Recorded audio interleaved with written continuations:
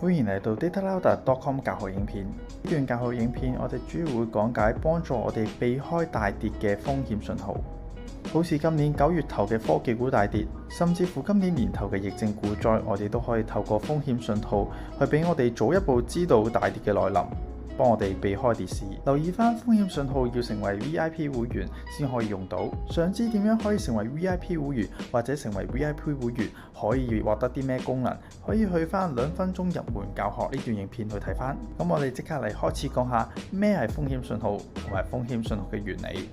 顧名思義啦，當風險信號出現嘅時候，就代表住大市會出現風險。大家而家睇到呢張圖係美國標普指數。時間呢去翻2020年嘅2月24號，當時嘅標普喺單日之內急跌，而呢一次急跌呢就啟動咗風險信號啦。而且呢次嘅風險信號係史無前例咁巨大。咁往往出現風險信號之後呢，個股市都會出現1個月以上嘅跌浪，跌幅呢必定係大跌浪級數嘅，即係話小則3% 以上，重則呢1成到2成不等。咁標普呢次呢，大家都知啦，就產生咗一次10年一遇嘅大跌浪，下跌時間剛好係喺1個月，跌到去3月23號就見底反彈啦。跌幅咧係非常之可怕嘅32%，呢個跌幅係由風險信號發出當日嘅收盤價計起，即係話呢個風險信號當時係幫助我哋避開咗呢3成幾嘅大跌浪。相信2020年其中一個令投資者輸錢嘅原因，都係因為呢一次疫症引起嘅大跌浪。咁究竟呢個風險信號當時係點樣幫我哋避開？我哋應該如何去使用呢個風險信號呢？咁我哋就先講講風險信號呢個功能嘅原理。首先我哋再進入到 datalouder.com 呢個網站 VIP 會員會見到喺上方呢個有個信號嘅功能，我哋撳一撳佢，我哋喺呢個版面會見到好多個設定。眼利嘅朋友仔見到呢啲就係陽燭、陰燭、錘頭嘅形態。咁我哋信號呢個功能其實正正就係為咗回測呢啲陰陽燭組合佢哋本身嘅出現頻率同埋升跌機率。咁其中喺計算陰燭嘅升跌機率，間接地可以反映咗大市嘅風險狀態。咁我哋撳到呢個版面嘅時候，我哋乜嘢都唔使喐，直接喺查看呢個位置，我哋會見到出現頻率同埋升跌機率。我哋撳一撳升跌機率，就已經睇到我哋需要嘅風險信號啦。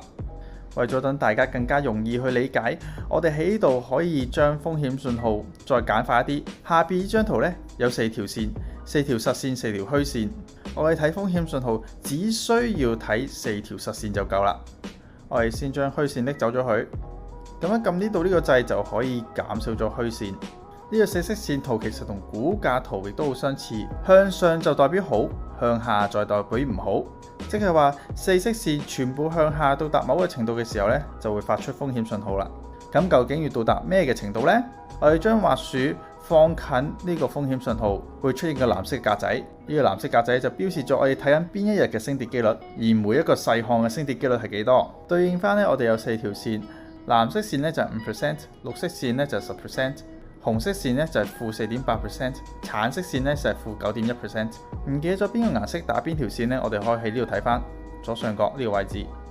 咁暫時喺10月28號呢一日呢，風險信號就冇發出到啦。首先呢，我哋4條顏色嘅線都唔係向下嘅。咁我哋揾一個係發出咗風險信號嘅例子。咁我哋推翻個時間喺9月2號嘅時候，可以睇到4隻顏色嘅線都係向下嘅。咁向下要去到咩程度呢？我哋睇條橙色線啦。我哋再睇翻藍色嘅格仔，9月2號橙色線係邊一條啊？就係尾3個行-4.8%，係呢一日呢，橙色線已經跌到去-18.1%啦。而風險信號嘅最低要求呢，就係跌穿咗10%，所以你喺呢一日呢，橙色線已經係符合咗風險信號嘅最低要求啦。但係符合要求呢，亦都要連續2日發生，即係話9月1號同埋9月2號呢，都要連續跌穿咗10%。咁我哋見到9月2號係跌穿咗10%嘅時候呢，我哋就可以揾翻9月1號係咪都跌穿咗10%啊？咁果然啦，都係跌穿咗嘅。咁所以喺9月2號呢一日呢，風險信號就正式確認啦。睇到呢度覺得唔係好明白、唔係好清晰嘅朋友真係唔緊要嘅，我哋之後會不斷去講解、不斷去重複。咁我哋合併埋股價圖，睇下當時出現咗啲風險信號之後，個股市走勢係點。我哋點樣將股價圖合併埋風險信號去睇呢？就喺下邊，我哋隨便撳一個股價圖出嚟。咁暫時呢個股價圖呢，係講緊 AAP 呢隻股份合併咗風險信號嘅圖表。咁我哋將 AAP 換成標普或者其他指數，標普嘅 ticker 就係 INX。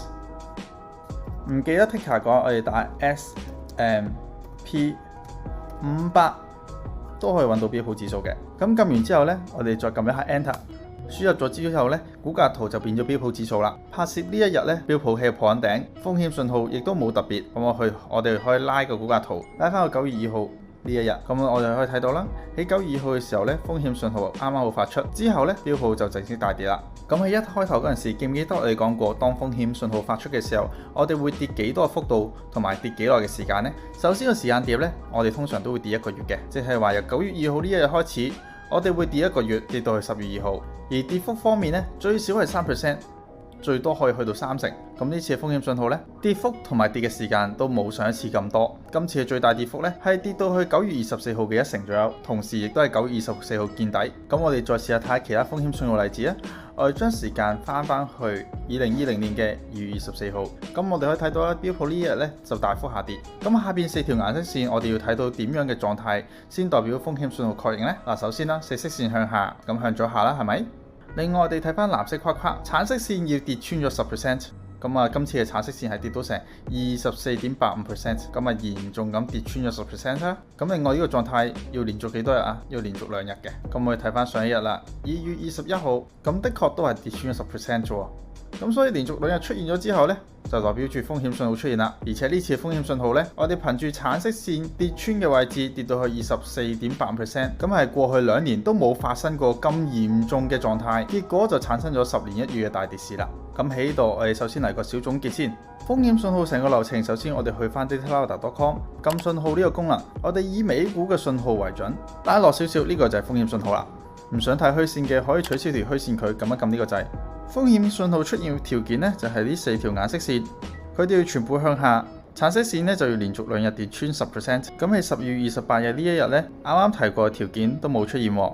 咁股市呢，依家就可以話處於一個低風險或者冇風險嘅狀態啦。咁眼利嘅朋友仔呢，或者都會留意到10月23號、9月18號呢啲日子呢，都似乎發生咗風險信號喎。咁我哋又開翻個股價圖，喺下邊其中一隻股份，撳開咗個股價圖之後，將個股份代號改成標普500。咁我哋將時間拉翻去10月26號呢一日，咁我哋可以睇到啦，風險信號呢，其實呢都係出現咗嘅。首先啦，4色線都係向下，而且橙色線呢都係連續2日跌穿咗10%。喺基本上面嚟講呢，呢一日都係出現咗風險信號嘅。而股市起之後亦都係跌咗落嚟。不過呢，我哋就喺度提醒一個使用上面嘅注意事項。首先我哋留意翻4色線呢個橙色線嘅最低點，就係10月28號呢一日，數值係-20.48%。咁呢個橙色線嘅最底部，比起最近2次橙色線嘅底部呢，都略為高嘅。如果股價圖講，呢就係一底比一底高嘅狀態。當見到呢種狀態嘅風險信號呢，我哋可以將佢定義為小風險信號，即係話對比之前嚟講，呢個嘅風險信號只係一個好小規模，甚至喺操作上面可以忽略呢個風險信號，直至到風險信號嘅最低位真係跌穿翻前底。呢個風險嘅信號嘅特點呢，就可以提醒我哋，如果我哋見到風險信號，譬如話10月27號呢一日出現咗風險信號，而我哋喺11月2號見到風險信號嘅低位比起前底略高，我哋就可以判斷大市嘅風險減低咗，可以考慮入市啦。我哋再將時間推到去9月18號，咁呢一日呢，喺基本上面嚟講都係出現咗風險信號嘅，因為4色線全部向下啦。而且橙色線連續2日跌穿10%，不過喺度有一個問題，亦都係第二個注意事項。9月18號出現呢個風險信號呢，喺同月9月2號其實已經出現一次啦，即係話9月2號呢個風險信號其實仲喺生效範圍之內，喺生效範圍之內再出現風險信號呢，我哋係忽略唔計嘅，因為去到9月18號呢一日仲喺9月2號呢個風險信號範圍之內。咁直到幾時呢個風險信號先消除呢？我哋就要一直等待4色線變回平坦嘅時候，即係話4色線冇再向下啦，橙色線冇再跌穿10%，就好似9月30號呢個狀態啦。又或者見到橙色線嘅底部一底比一底高，同樣都可以視作風險信號嘅解除。咁我哋又嚟總結一下喺使用上面嘅注意事項。嗱，首先啦，我哋除咗要睇清楚4色線係向上定向下，橙色線跌到去咩位置之外，我哋亦都要留意橙色線嘅峰值，即係佢跌到最低位嘅一刻，同埋佢見底回升之後產生呢個峰值呢，會唔會高過前底定係低過前底？如果係低過前底呢，說明風險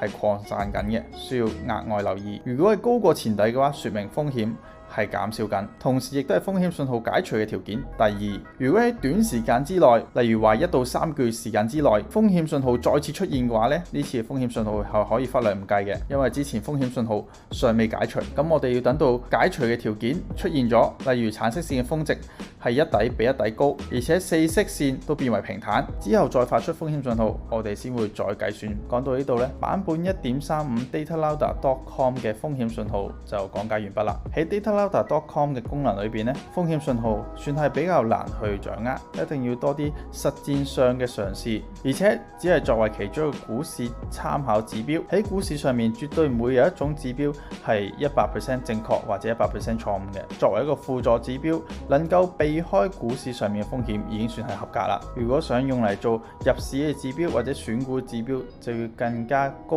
階嘅掌握。對於段片有唔明白嘅時候，亦都可以喺我哋 VIP 嘅交流或者日常嘅直播向我哋查詢。多謝大家收看，拜拜。就係一個免費嘅入門班，咁就會教大家3樣嘢。咁啊，如果大家想有興趣嘅話咧，畫面呢個 QR code description box 亦都有個連結嘅，可以撳翻。咁介紹翻自己，我自己係一個全職嘅投資者啦，亦都係有本財經書啦，係叫做圖表都是騙人的啦。然之後亦都創立咗我哋呢個平台啦，亦都係投資比賽冠軍。咁就經常去旅行啦，因為投資帶俾我哋好多自由啦。咁啊，公開倉嘅成績贏230%，賺150萬啦。咁亦都教過超過400個學生，去幫助佢哋達到呢個財富上面嘅改善同埋一個穩定嘅回報。咁就亦都有好多學生啦，咁啊就上咗我哋課程之後咧，得到好大改善之後，都 send 翻啲圖話俾我哋聽啊，即係叫做賺翻學費不特止，亦都建構咗一個長遠嘅投資嘅方法。咁啊，如果大家想學識呢一套嘅話，記得就 scan 翻畫面上面嘅 QR code，description box 亦都有連結嘅。